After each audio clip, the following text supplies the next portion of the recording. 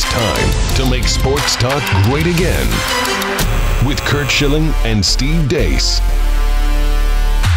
And greetings. Welcome to The Blaze, where we talk sports. I am Steve Deace. He is World Series champion, Hall of Famer to be, Curt Schilling. This is one of the big days on all of the sports calendar, the Monday after Selection Sunday. If you are new to our show here, we put 25 minutes on the clock, perfect amount of time for that commute, that cardio that you lied about doing today or later today. And we get to as many of the day's hot sports topics as we possibly can. And of course, today is all about Selection Sunday. Curt Schilling, are you ready to go? This is the biggest day in Major League Baseball, short of final cutdown day in spring training. When the pull sheets get handed around? And I was always the sheet guy. So I had stacks of them, and the money's flying in the clubhouses today. Now, are you a bracket of integrity guy? I am. You get one bracket. Coach says you only get one bracket. You don't get your upset bracket, your polka dot bracket. No, one bracket. So the only guy that I know that is worse in gambling from just an addict standpoint is Terry Francona, who would buy 8 and send 7 of them to someone at ESPN to fill out for him.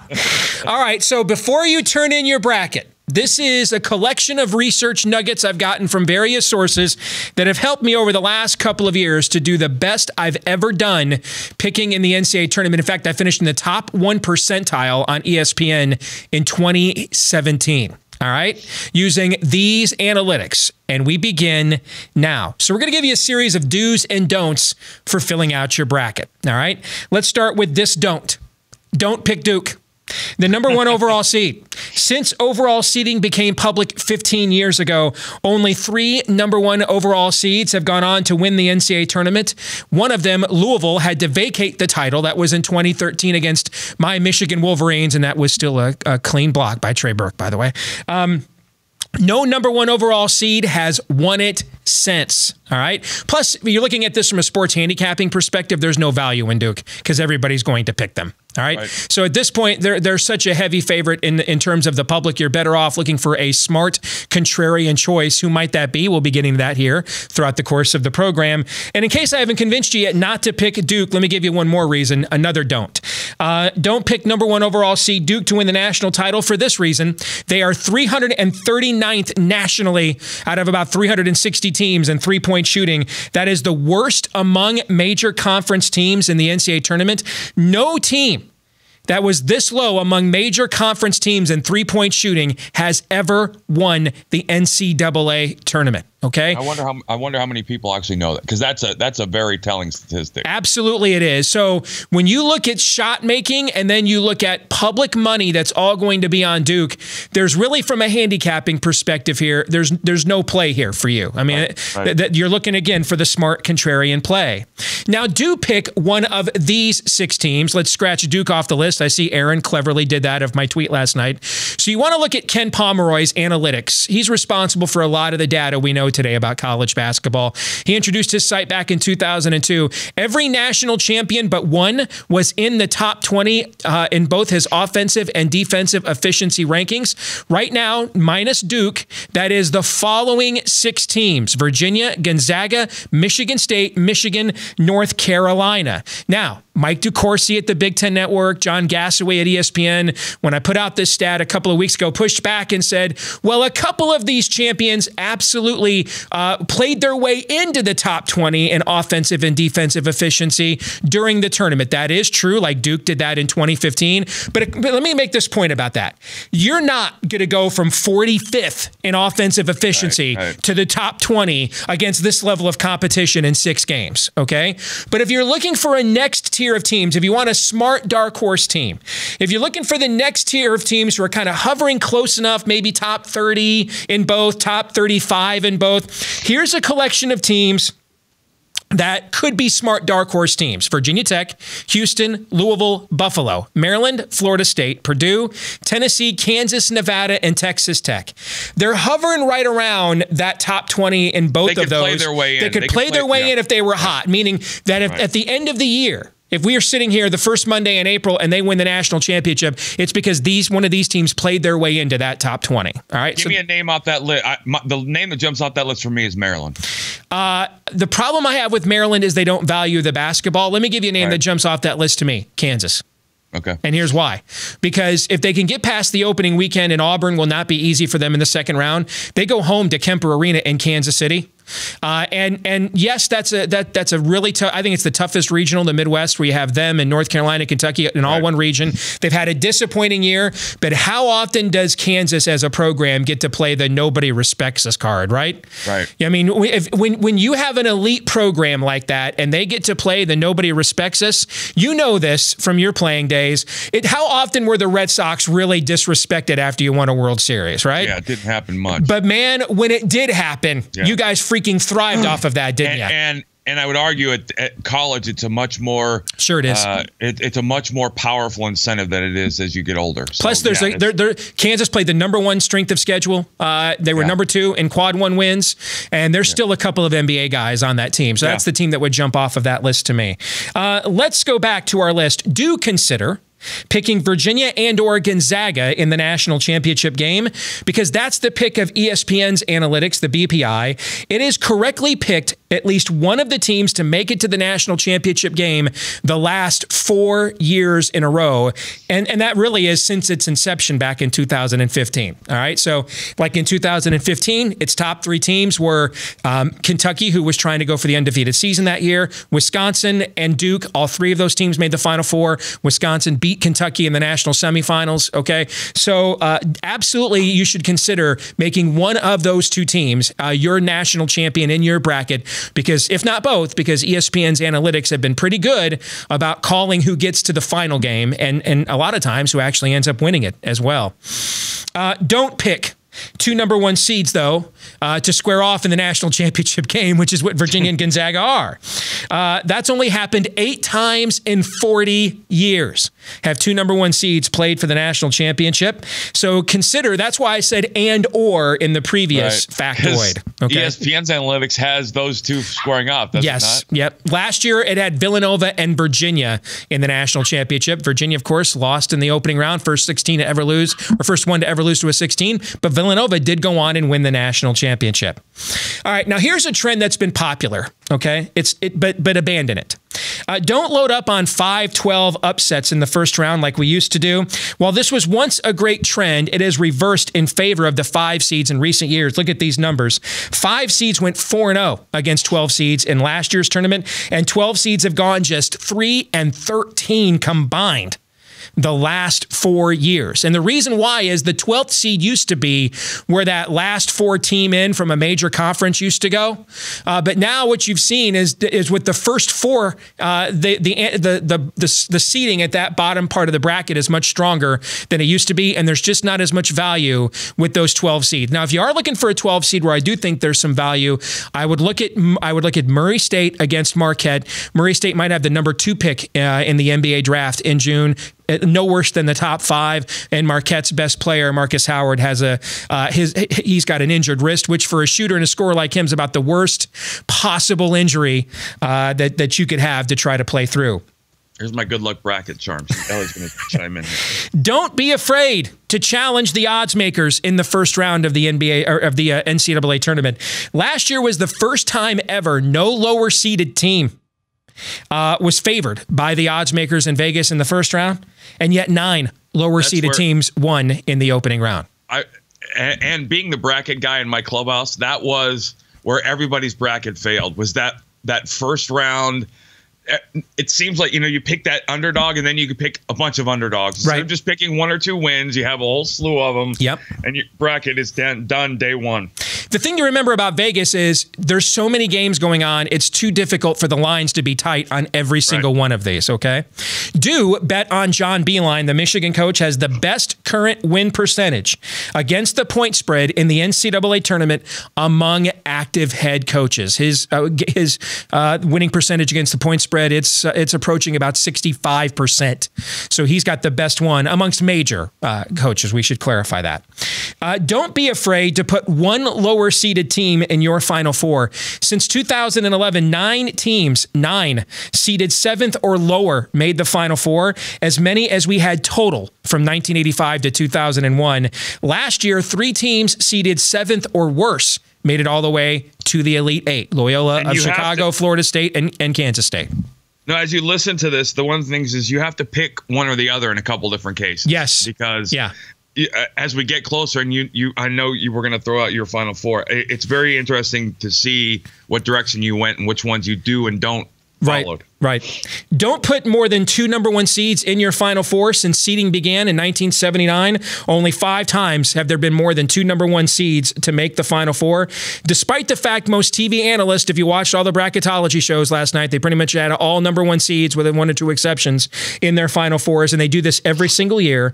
In fact, all 4 number 1 seeds have only made it one time ever. That was back in 2008. And since then, only 14 number 1 seeds have made the Final Four the last 10 years combined. That's about 1.4 a year. Okay, so keep that in mind. Do pick at least one of the first 4 or the play-in teams. Do pick them to at least get to the round of 32, what we used to call the second round. Since the first 4 began, at least one of those teams has made the round of 32 every single season. So at least put one of them through. Don't pick a double-digit seed from the Big Ten. Excluding its first 4 games, double-digit seeds from the Big Ten are just 9 and 20 in the NCAA tournament. That's bad. This year, that's Minnesota, Ohio State, and Iowa. Chances are one of them will win, 2 of them will not. All right, looking at those odds. Don't pick Villanova to get past the Sweet 16. Since Florida repeated as national champion in 2007, no defending national champion has gotten past the Sweet 16. So keep that in mind. I remember last year, and I remember this because they were in our bracket, defending national champion North Carolina didn't get out of the first weekend. They lost in the second round to Texas A&M. Don't pick a team seeded lower than 4th to win the national title. 29 of the last 30 teams to win the national championship have been seeded 4th or higher, going back to Danny and the Miracles, Kansas, in 1988. By the way, where did Kansas win that national championship? In Kansas City, where the regional is this year. Yeah. Don't put a team lower than a 6 seed in the national championship game. Only twice has a team seeded lower than 6th even made it that far. You either just saved hundreds of baseball players money in their bracket, because inevitably, and looking at the sheets, there would be a 14 seed in which somebody trying to be smart. Yeah, I'm going to outdo everybody. Yeah, and you're out first. That's what happens. Yeah, yes. And you have a team. Yeah, you have a bracket that gains no points after day 1. Do advance about 3 number 1 seeds to the Elite Eight. All time, number 1 seeds make the Elite Eight 71% of the time. So, that would be 3 out of 4 regions. Don't put any teams seeded lower than 11th in your Elite Eight. It's only happened one time ever. That's out stunning. of 280 teams seeded 11th or lower, have they made it that far? And that was that Chicago? I mean, I think that was that Loyola of Chicago last year. Yeah. Right. Yeah. Wow. Do advance at least 1 double-digit seed into your Sweet 16. At least 1 double-digit seed has made it that far. 32 of the last 34 years. Now, that's where the smarts. The hard one is figuring out which one has the right draw to do that. Right. Yeah. Yep. Do advance all the number 1 seeds to the Sweet 16. Number 1 seeds make it that far 86% of the time historically. And then our final do and don't. Don't pick a team that doesn't have a future NBA first-round draft choice on the roster to win the national title. No team since Steve Alford and Bob Knight in 1987 has won the NCAA tournament without one future first-round NBA draft pick on the roster. All right, so as we look at those do's and don'ts, and we move how these things are going to impact the picks I'm going to make, what are your thoughts on that really quick, Curt? It comes... So there's 2 kinds of bracket people. There's the bracket people who do it because everybody's gambling, it's fun, and they get to do it. And then there's the people who get into the muck like this. And what you have that last one is probably one of the more important ones for me is don't pick a team that doesn't have a future NBA. This requires a little bit more knowledge about basketball. So I always look at this. Notice like when I said fantasy. if you were looking for a 5-12 upset, look at Murray State. Yeah. And what was the reason I gave? Because they might have the number 2 pick in the NBA draft on their roster. That was the reason I gave. Yes. And there are people. This is like daily fantasy. If you're just kind of picking it, you're donating your money to a group of friends or somebody else. Right. It's got to requires some deeper basketball knowledge, and a couple of these things. The number 1 seed trends to me are the most powerful. When you're talking about 80+ % of the time, there's enough of a sample size here that should be a guideline. You're right. 80+% of the time they get to the Sweet 16. 90+% of the time, all 4 of them or 2 of them don't even make it to the national championship game. Right. If you start doing the math on that. So there's a sweet spot in there where there's a tiering process, right? Mm-hmm. All right. Now here are 3 trends as we get to my picks in my bracket. So this year I took my hand at college basketball handicapping for an entire year, and I kept you up to date on how I did. I ended up finishing plus 25 units. That's just a nice way of saying 25 games over 500 for the year. Which would have been, without a freaky last weekend, would have been even better. Yes. And where I literally I won 7 in a row, lost 8 in a row, won 8 in a row, lost 7 in a row the last 3 or 4 days. Yeah. But if you go back to February 1, where I stopped giving too much deference to the point spread guys, because in football, when there's an entire week in just one game, the lines are so much tighter that you really have to give respect to the odds makers more.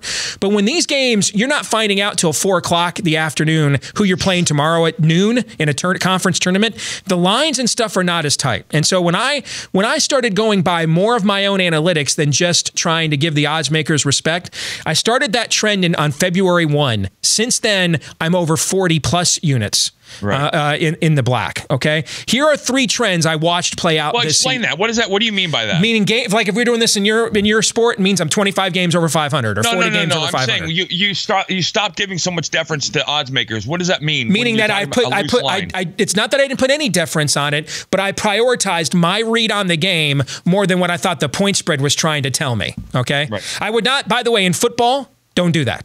Always assume in football they're smarter than you because they have so much more time to move the lines and to analyze things with just 1 game a week for every team, okay? So here are 3 trends that played out all season of college basketball handicapping. Number 1, the top 8 teams in KenPom have consistently shown themselves to be a cut above the rest of the sport. Those teams really haven't moved all season long. And it's the 7 teams we had earlier if you put Duke in there. And then the 8th team has kind of fluctuated. Is it Texas Tech? Is it Houston? But there is a clear analytical better tier from those teams than everyone else, and it's played out in every major conference except for the Pac-12, which is terrible, and the Big 12, which doesn't have one of those teams, has played, which is a deep league, just doesn't have an elite team this year. That has played out in the ACC, it's played out in the SEC, and it's played out in the Big 10. Okay, the other thing too to remember, number 2. The ACC and Big Ten this year are easily the 2 best conferences. The Big Ten is the deepest from top to bottom, where you have a team in Penn State, I think was the 12th seed or the 10th seed in the conference tournament. They're top 40 in KenPom overall in the power ratings. All right. So if you're looking for the top ACC, the elite of the ACC is the best there is in college basketball. That's why they got 3 number 1 seeds. The depth in the Big Ten, the best there is in college basketball. That's why I got the most NCAA tournament bids. And the other thing too is people have forgotten. Yeah, I'm a Big Ten guy. You know what I like even more than Big Ten teams doing well? Me doing well. All right. So when the Big Ten's not any good, I like winning. I'm going to go against the Big Ten. You know that about me. I like to be right more than anything else. Okay. Right. People have forgotten how the Big Ten dominated the non-conference, how they had 10, 11 teams in the top 40 of the net rankings heading into the Christmas holidays. Because what happened is the league went to this 20-game conference schedule, and so all these teams are playing each other. It's a little bit like in your old AL East. American League East. Yes. Like if you guys played everybody else until like August 1, right? And then the last 2 months of the year, you played all 19 of those interdivisional games. What would you guys' records be all the time? Where would your WAR be? What would your if you had to play all 19 of the Yankee games? What would your ERA be from August 1 to the end of the season if you had to play them all at once? Right? Okay. And so I think everybody's overreacting to that. People forget Indiana, for example, beat Louisville in the non-conference, who was on that second tier of teams just outside the top 20. All right. People forget how good the Big Ten was. this because they started playing each other. And the third thing, it was a down year in these traditional strong next-tier conferences like the Big East. Go back and watch the ACC Big East Challenge, the Gavitt Challenge at the beginning of the year. The Big Ten just destroyed the Big East in those games, okay? It was a down year in the American. So Cincinnati looks good, has a really good record. Their analytics, like they're 29th or something in defense, which for Cincinnati is actually not good. They're almost always a top 10 defensive team. All right, Houston built up this huge gaudy record playing mostly these teams from the American. So the American and the Big East, where we've seen Villanova win national championships, Xavier get to Final Fours, Cincinnati be a national power. Those second-tier conferences this year are not as good as they've been in the past. All right, so keep that in mind when you take a look at my overall picks, because I accommodated all of these trends in my picks but one. And the one trend I didn't accommodate, and I looked at this for over an hour and a half last night trying to come up with one, and then I finally did the math and realized my odds of finding the right team seated lower than 7th that would make it this far are much lower than if I let everybody else try to figure out who that team is and stick to what these three trends have taught me handicapping the entire landscape of college basketball this season. All right, so I'm going to acknowledge up front, I don't have one of those lower seeded teams. I'm going to be wrong about one of these, okay? But you're more likely to be more wrong than me trying to guess which one of them it is. All right. You're going to be wrong later in your bracket than everybody else. Yes. All right. So here was my Elite Eight. More wins. And people are going to say, I never do this. Okay. I'm like, I am not chalky whatsoever, but I'm not going to forget what 4 months of college basketball handicapping has taught me. All right. We went through this in the baseball season. All year long, the Red Sox were the best team. And we got to the postseason, and even you, a hardened baseball guy, was like, well, they don't have that traditional number one starter because what's-his-face is hurt. Their bullpen's not that good. So we kept looking for the typical tradition of who that postseason team not to pick them. And then we got to the end of the year, and what did we find? They won 108 games for a reason, right? Right. Okay? So I'm going to go with these 8 teams because I think they have shown all year long they're better than everybody else. I'm going to go with my Elite Eight, Michigan State and Duke, Michigan and Gonzaga, Tennessee and Virginia, and Kentucky and North Carolina. I'm going to put them all in my Elite Eight because they are, I believe, the Elite Eight teams of this season. They've been better than everybody else all year long. Feels very much to me like your nerd self is doing the Snoopy dance right now with Michigan State and Michigan both in. Well, and here now I'm going to get where I'm going to go for my variance now, because the key to handicapping is when to play the contrarian card. Right. All right. So here's where I'm going to go with my variance. For my Final Four, I'm going to take Michigan State over Duke. And the reason why is I don't think they have a team that is built like Michigan State in the ACC. Virginia is the closest, but I think Michigan State has more offensive weapons. And I don't trust a team that's not a great three-point shooter. And here's just the thing I can just tell you as a Michigan fan following his career. No coach in America is better at the chip on the shoulder than Tom Izzo. The last 3 marches, they haven't gotten out of the first weekend. And he was like Mr. March for 10 years, right? I think he's going to use that to his advantage. He's going to use the chip that they should not have gotten this draw. Michigan, they should have gotten the favorable draw that Michigan did. I agree with that. I think he's going to use that to his advantage. And I'm going to make the contrarian play on Tom Izzo and Michigan State. Plus, do you know how many Final Fours Duke has been to since it went to the pretty much all one and done roster? 1. Now, they won the tournament that year in 2015, but that's the only Final Four they've made since they've gone to the all one and done roster. So I'm going to use my variance on Michigan State.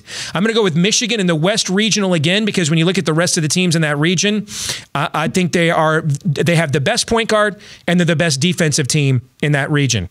On the other side of the bracket there, I'm going to go with Kentucky over North Carolina. That's again where I'm going to go against the public play. I'm going to make my contrarian play there. They already played earlier this year. I think Kentucky has way too much size for North Carolina. All right. And then I'm going to go with Virginia. And the reason I'm going to pick Virginia to beat Michigan State for the national championship. Then I think Virginia has had this. They've been waiting for this. They have the all-time crushing loss maybe in the history of college basketball last year to UMBC. And I think the difference between this year's team and last year's team and the last few teams that Tony Bennett's had, they're number 2 in the nation in offensive efficiency. When could you say that about Virginia? DeAndre Hunter, he got hurt last year right before the NCAA tournament. He is an NBA lottery pick. He's one of the best offensive players in the country. They have him healthy this year. And I think this season they have played on a mission. They've lost 2 games in the regular season. They were both to Duke when Duke shot way above its normal 3-point shooting percentage. And then they, lost to Florida State, which I actually think is kind of a good thing to lose in a conference tournament when you're a favorite sometimes. Kind of gives the coach something to yell at you about and reset you a little bit. So I'm going to pick Virginia over Michigan State and Minneapolis for the national championship, Curt. I like it. I enjoy the work. Obviously, there's a lot of work, a lot of legwork put in, which is what you do, and kind of why I defer to you when you talk about things like this. I didn't put as much time in as you, but I did put more time than I used to put in my baseball brackets. I will just say that. I ended up with Michigan, Kentucky. Wow. In mine, and can I hope that you're right? Yeah. And I went with Kentucky just because I want to beat you at something this year, and I want you to not. I'm still bitter about the Madden thing, so I felt like this was my way to get back at you. There is a certain, what's funny is I played sports and stuff in school. I just was not nearly as good as you, obviously. But what's built up here is I love data, and so I have become like the nerd on this show, and I'm not really sure how that happened. Reinforced daily, by the way. But it's crushing you losing to me in these things. It's crushing. Just be honest. Just be honest. You've got all these rings and these trophies, but losing to me in these competitions is just freaking crushing you. Because you do what you do around this stuff the way I did this stuff around pitching. Mm-hmm. This is the time and effort I put into every 5th day. And in most cases, I couldn't be wrong. I could make mistakes. But overall, I was always, Yeah, and any great handicapper will tell you, I can have the right handicap at the wrong side. And if I go for the right handicap more often than not, I'm going to win more often than if I try to pick the right side. A little bit like if my mechanics are good, rather than, hey man, I'm just slinging it today. Over the course of time, are you going to win more with good mechanics or slinging it? Which one is it? The reason I did it was because I never wanted to be surprised. I never wanted something unexpected to happen, and I was prepared for all eventualities in a bet. There's very much the same thing. When the odds say 60% to 80% to 91%, and you're playing 100 games or 1,000 games, you're going to win 60+%. And what's the number? 56% or something? 54%? 54 over that. Yep. Yeah. It's why you're as good as you are at what you do, and why there's some stuff in here that people need to take home to their brackets. So if you want to play against us, you get one sheet of integrity. If you go to cbssports.com, and I think it's Bloody Sock. And I didn't intend to do that. They wouldn't let me do We Talk Sports. They wouldn't let me do The Blaze. All those names were taken. And so after like 5 names, I just said, I'm going to try Bloody Sock. And it worked. Nobody had Bloody Sock. All right. So it's the Bloody Sock group on CBS Sports. You can play one sheet. I made the rule that you can only turn one sheet in. One sheet. The sheet of integrity. One sheet of integrity. That's right. All right. So Thursday and Friday here, we'll have our picks against the spread of every game in the first round of the NCAA tournament. We'll get this show up first thing in the morning, so you have access to that before the games tip off at noon Eastern, both on Thursday and Friday. Curt, we're back at normal business here tomorrow. We'll see you then. Take care.